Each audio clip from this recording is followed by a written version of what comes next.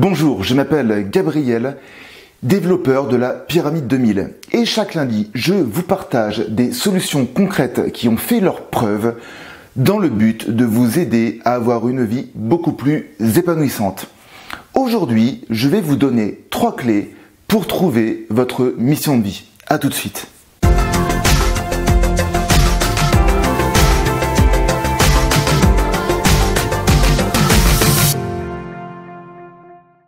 Si vous regardez cette vidéo, c'est probablement car vous cherchez encore l'activité qui pourrait vous rendre heureux au quotidien.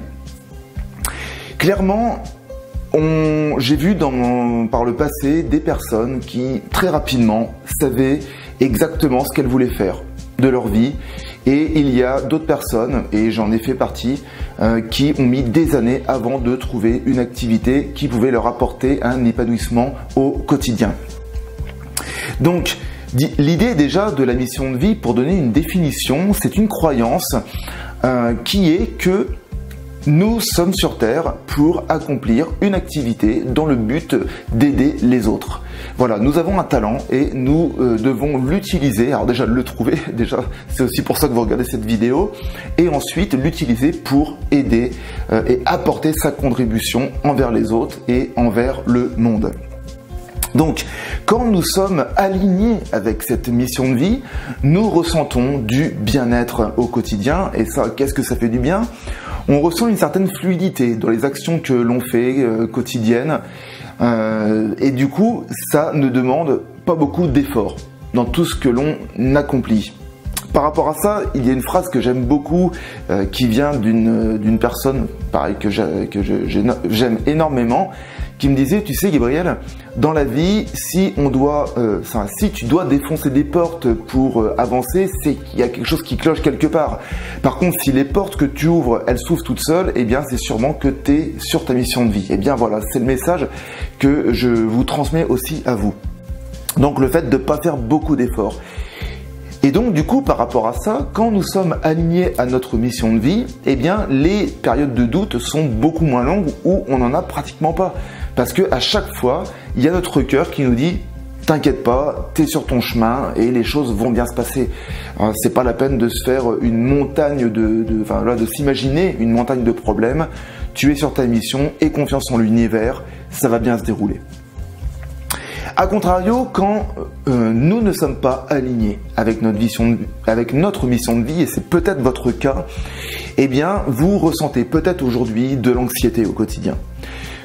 Quand vous allez au travail. Peut-être que vous allez au travail justement et que vous n'avez pas d'entrain. Vous savez, cette fameuse phrase où vous vous dites « Nous sommes lundi, vivons vendredi ». Déjà, là, il y a quelque chose qui cloche. Il y a une vie qui manque de sens. Et donc, par rapport à cette vie qui manque de sens, peut-être que vous ressentez du mal-être au quotidien. Et il serait dommage, en tout cas ça c'est ma vision des choses, d'arriver à la fin de votre vie et de vous dire « Mince, en fait, toute ma vie j'ai vécu une vie moyenne, j'ai travaillé pour payer mes factures. Alors oui, effectivement, je pouvais partir un peu en vacances, j'ai payé ce que je voulais, mais à côté de ça, il n'y avait pas vraiment de sens à ce que je faisais. » Et une vie, là, on en a une, pour ce que je connais, on en a une déjà là actuellement, il faut la vivre au quotidien, peut-être que demain tout peut s'arrêter, donc il faut vraiment faire ce qu'on aime. Et justement, si vous avez ce sentiment de ne pas être à votre place, eh bien, bienvenue dans cette vidéo parce que je vais vous donner tout de suite 3 clés pour vous aligner à votre mission de vie. Alors, la première clé que j'ai envie de vous donner, c'est les rêves de votre enfance.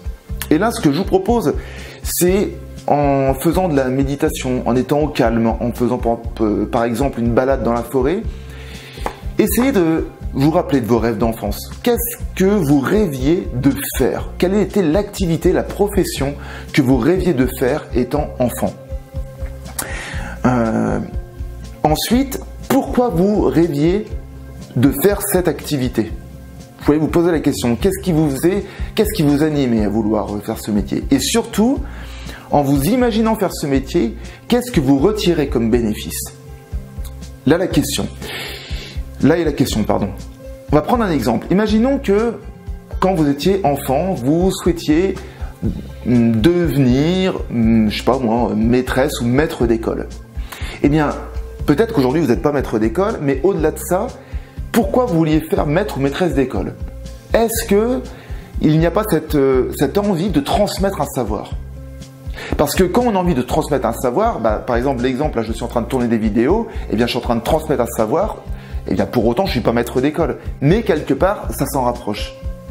Donc vous voyez, quand je dis quel est le pourquoi et qu'est-ce que vous en tirez comme bénéfice, c'est tout simplement parce que on peut retrouver des activités qui nous font chaud au cœur, qui nous font vibrer et qui ne sont peut-être pas en lien avec le métier pour lequel on rêvait quand on était enfant.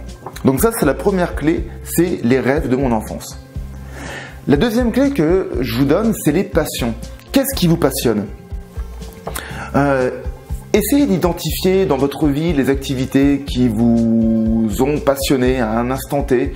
Peut-être que le fait de réunir des gens, c'est quelque chose qui vous passionne. Peut-être que le fait d'animer, tiens, c'est quelque chose qui vous passionne. Je ne sais pas. Donc, l'idée, c'est ça, c'est de prendre un papier et d'essayer de, pareil, un peu comme les rêves d'enfance, de noter ce qui vous passionne et ce que vous retirez de ces passions. Donc ça, c'est pour la deuxième clé. Et la troisième clé que je souhaite vous donner, c'est celle d'écouter votre cœur. Pourquoi? Parce que bien souvent, on cherche notre mission de vie dans le mental, voilà quoi. Donc notre cerveau, il va cogiter, il va ruminer. Mais le fait de se reconnecter à notre cœur dans le calme, c'est aussi pour ça que j'en reviens souvent à la méditation, eh bien, cela peut vous aider à vous reconnecter à vous-même, à votre enfant intérieur, à cet enfant jeune qui se disait « j'ai envie d'accomplir ça quand je serai grand ». Voilà les amis, donc si je fais une synthèse, la première clé que je vous donne pour trouver votre mission de vie, c'est de vous reconnecter à vos rêves d'enfance. La deuxième clé, c'est de vous connecter à vos passions quotidiennes ou peut-être ce que vous avez fait jusque maintenant en termes de passion. Et la troisième clé, c'est celle d'écouter votre cœur.